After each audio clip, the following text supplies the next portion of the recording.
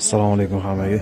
Biz kasbimiz taqozosi bilan har kun har xil insonlar bilan ko'rishamiz, har xil kasb egalari bilan ko'rishamiz. Bugun biz Denov tumanida Siam egizaklari suratga olganiga kelganmiz va malol hech kimning ko'magisiz o'zlari harakat qilishyapti.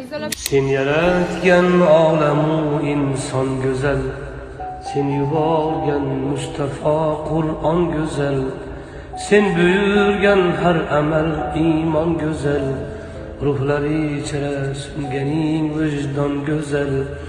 Bu go'zalliklar jamolingdan sening, har ishing har so'zu ahkoming buyuk, hem jazoing hamda inoming buyuk, qilganing insonga ikroming buyuk, jannatingdek dini isloming buyuk.